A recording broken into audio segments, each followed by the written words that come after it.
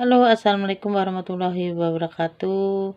Perkenalkan, nama saya Kartini. Saya kelas KM 021. Di sini saya akan memaparkan tentang tugas saya. Di sini saya akan memaparkan tugas saya, pola-pola kendali yang komunikatif.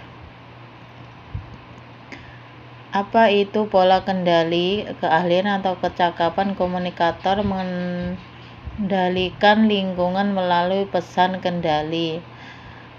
Apa manfaatnya mengendalikan lingkungan sosial untuk menghasilkan respon yang dapat diprediksi dan atau yang kita inginkan dari orang lain?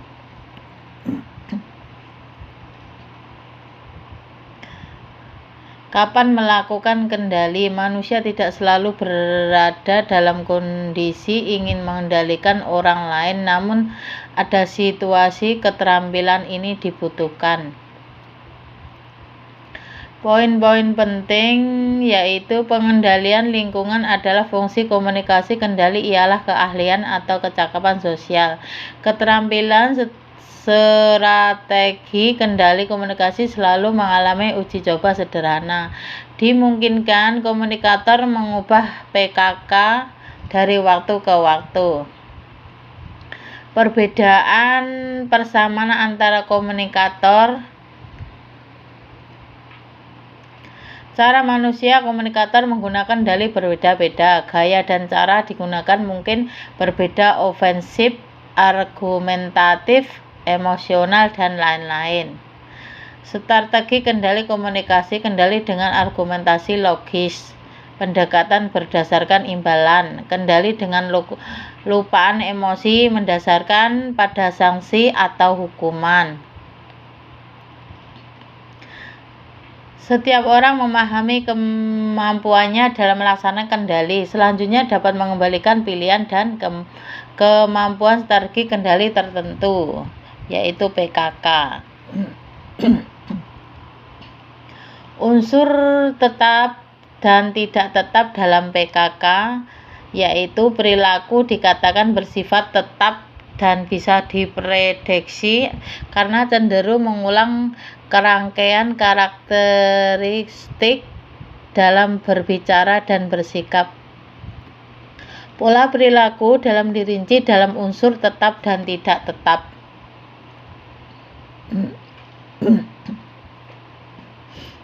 Unsur tetap: 1. Ada kebutuhan dan respon saling tergantungan untuk mendapatkan respon.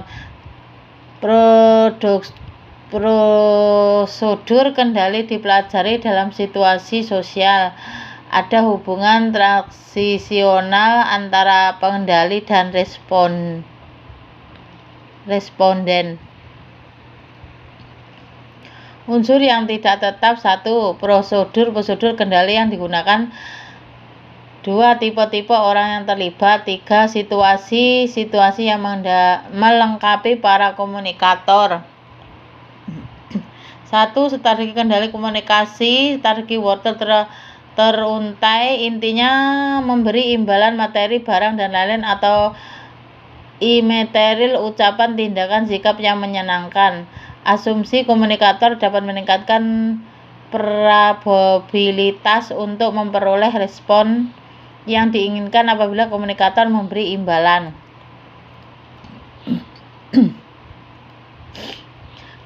Prosedur dalam strategi wortel teruntai. Prosedur pertama, memutuskan pada stimulus. Komunikator mengajarkan pola stimulus respon serewot jika ia menyaksikan stimulus X dan mitranya.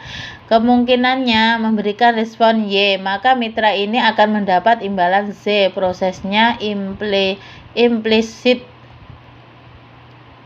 Prosedur dalam strategi wortel teruntai.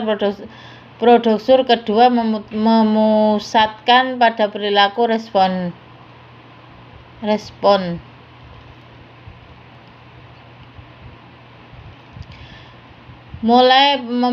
Mulai pemberian imbalan yang jelas dengan harapan komunikan akan melakukan hal yang sama di masa yang akan datang. Prosesnya eksplisit.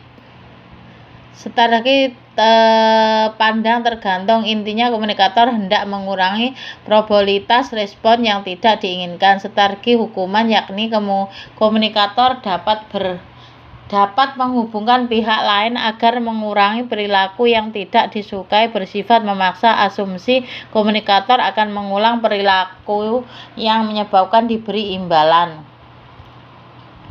3 tips strategi pandang tergantung. Strategi pertama, memberi stimulus berupa hal yang dibenci atau tidak disukai. Komunikan aversif, stimulan, misalnya makian, kritikan, pedasan secara verbal, penolakan secara fisik. 3 tips strategi pandang tergantung. Strategi keduanya, ancaman untuk membantalan imbalan, withdrawal of the reward. Catatan, bagi sebagian kemungkinan hal ini seringkali tidak dianggap sebagai hukuman.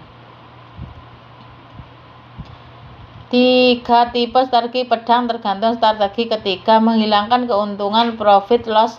Catatan, komunikator harus tahu persis penghitungan untung rugi komunikannya.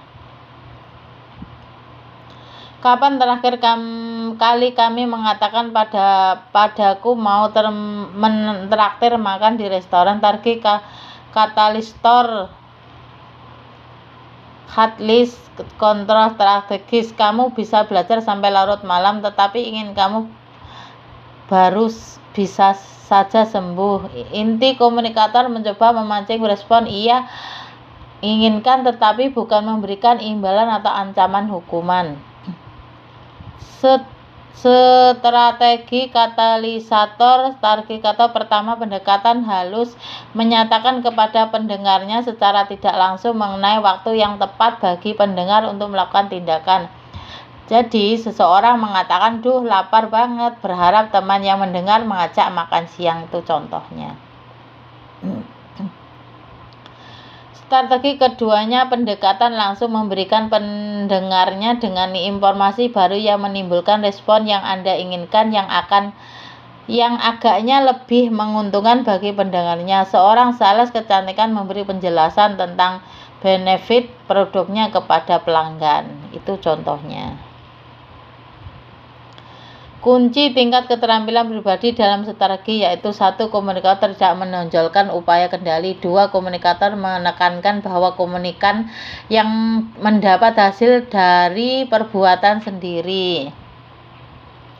Contohnya, jika Anda berbuat A, maka saya akan memberi B.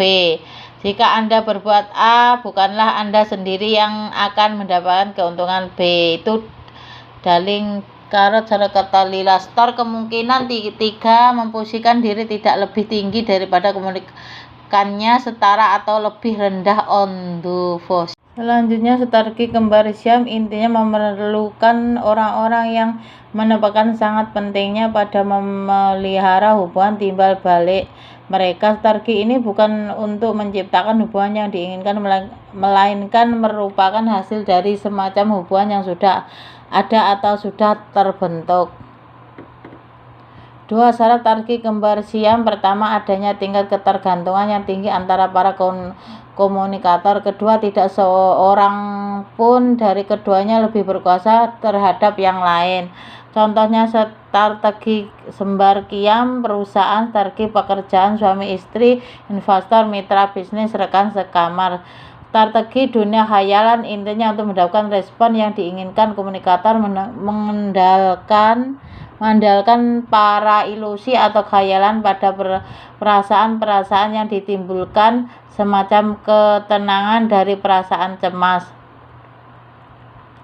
Taktik-taktiknya digunakan yaitu mengabaikan respon yang tidak diinginkan dengan memberikan penafsiran yang positif. Contohnya, seorang pemuda mengabaikan isyarat penolakan cinta dari gadis yang disukainya dan terus memaksa untuk mendapatkan balasan cintanya. Sekian pemaparan tugas saya. Terima kasih.